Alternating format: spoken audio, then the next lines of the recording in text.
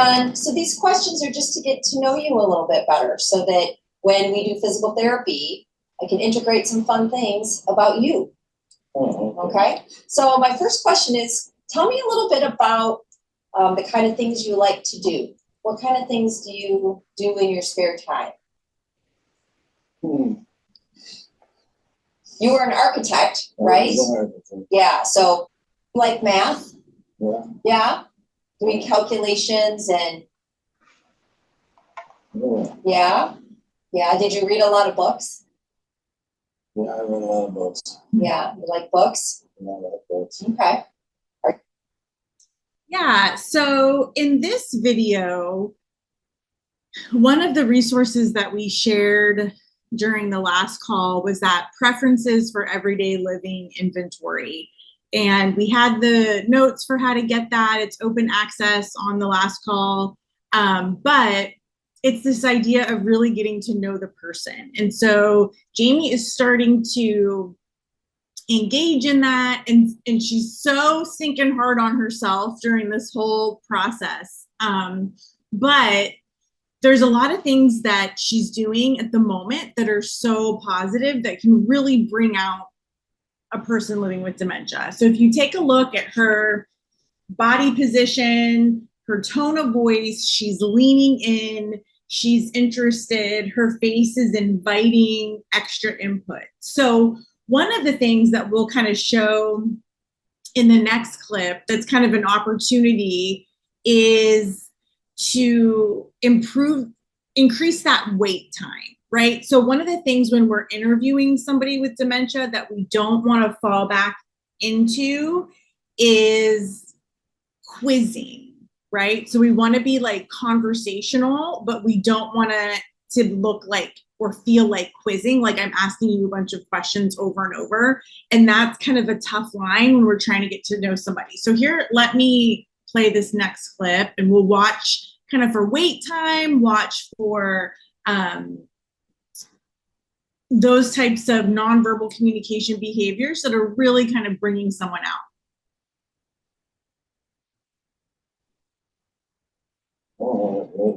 Basketball. Basketball, okay. So did you definitely kept score? Yeah, I kept the score. Yeah, I bet you did. Yeah. Do you like things where you kept score and kind of like to see if you could outcompete people? Not really. No? No. You seem like a competitive type. No? No. Okay. All right. Tell me. Right. So one of the things that we noticed here, I'm going to play this really quick again. Basketball. Basketball, okay. So did you definitely kept score? Yeah, I kept the score. Yeah, I bet you did. Right. So we're talking about basketball, and you can see, that when the conversation starts, he's like a little bit of that flat kind of affect, but you can even see just in this screen grab here that he starts to light up about basketball, right? So a potential opportunity here would be to, instead of asking more questions, kind of getting into that quizzing mode, maybe like pausing on that area where he did start to light up and go in a little bit deeper. So if we have a tablet nearby, if we have a laptop nearby, we can kind of pull that up and maybe pull up a news story about basketball. Or we can think about a Google image that shows basketball to kind of look for those cues where the affect starts to shift. And that's when we know that it's something that he's really interested in that's going to like support person-centered care.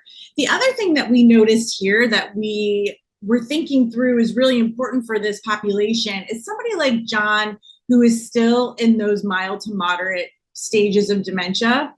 When we start to ask a lot of questions and when we don't have that increased processing time, then he's going to start to repeat what Jamie said, right? So she said, did you keep the score? And he's like, yeah, I kept the score. So when we start to hear the person living with dementia start to repeat themselves, or repeat not themselves, but repeat the clinician and not offer new information to the conversational exchange, that's when we know potentially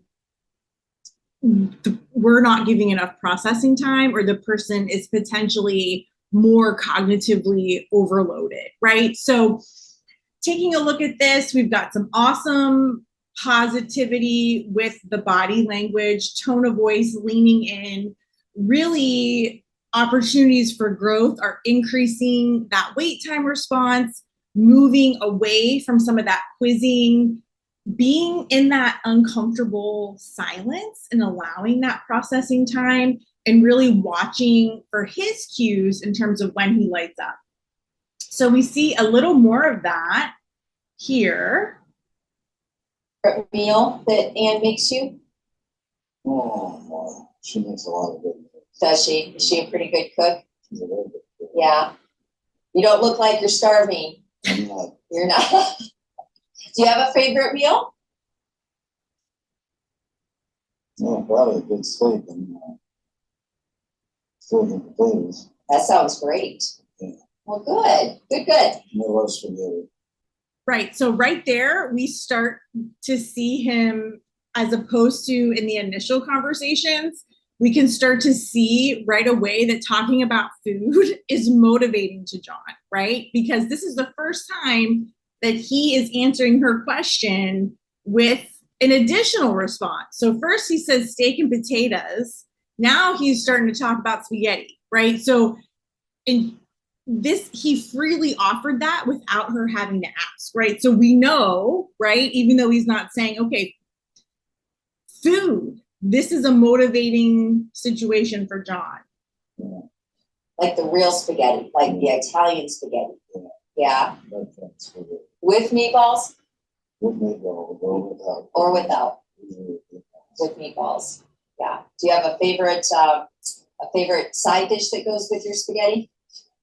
No, I just eat spaghetti. Just eat spaghetti. Don't even need a side dish, huh? Okay.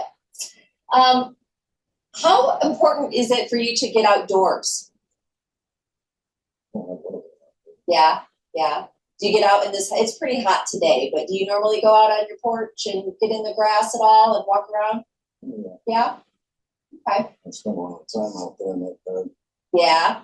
Are you? So there we have another opportunity where he's like freely giving information. I spend a lot of time out there in that garden, right? So it's kind of like flat, answering.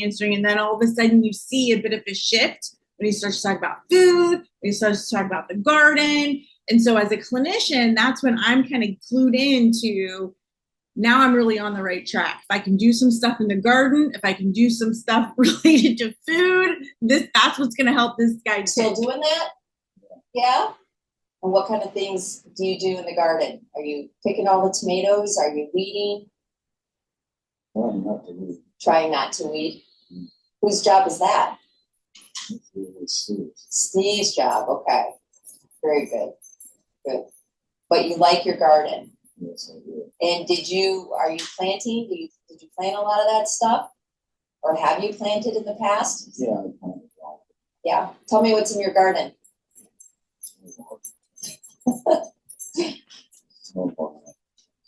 Mostly flowering plants. Ooh, okay.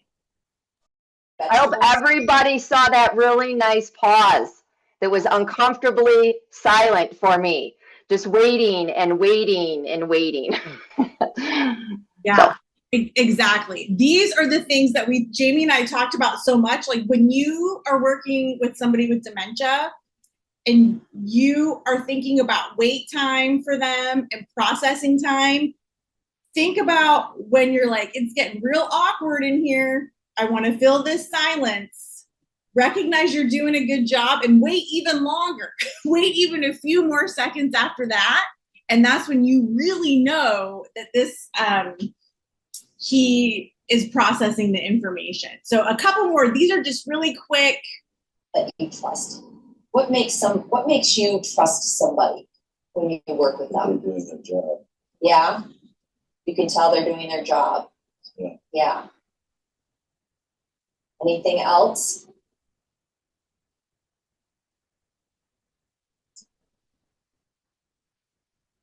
Good friendly. Friendly, okay, so lots of smiles. Yeah. Yeah. You're a good smiler. That's one thing I can count on from you. You're always smiling. Always. You are, every time I see you. Yeah, You you don't know about that? There's another Is beautiful there anything light up else that- moment. And the piece, just to make sure you were able to hear, when Jamie asked, what is it that helps you trust somebody? And he said, when I know they're doing their job, right? So what does that mean for us as treating clinicians, right? To me, that means this is a guy that's really going to appreciate structure, that's really going to appreciate feedback, that wants to like see the goals and get the checklists and the boxes, and to really not be rigid, but I tend to have more of an informal style personally. And somebody like John might not like that, right? He's going to be more comfortable with something that's a little bit more direct. And to me, that's what we can gather in just these short couple minutes about what's going to really connect with him as a treating therapist. Anything else that frustrates you at times? More really good pausing from Jamie. Yeah. What helps when you get frustrated?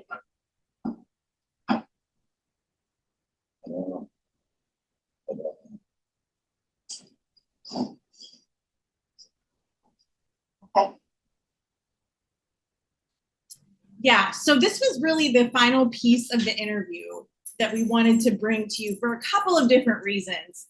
One, a concept like frustration, that is abstract potentially to somebody with dementia, right? So when we're asking a question like that, thinking about what we can do to make it more concrete, right? So like one of the questions on this tool is like, what brings you comfort? Comfort, again, that's another very abstract concept, but based on what we know from John already, we can say, you know, when you get kind of sick of doing stuff, do you want to go in the garden, or do you want to sit and listen to music, or do you know, giving like concrete choices of what we know about him, as opposed to keeping it very open-ended and kind of abstract. And what's really nice about this is in these samples, this whole interview maybe took like 7 or 8 minutes, and we were able to glean a lot of really important information to kind of ground his plan of care into those relational aspects per that Reese framework.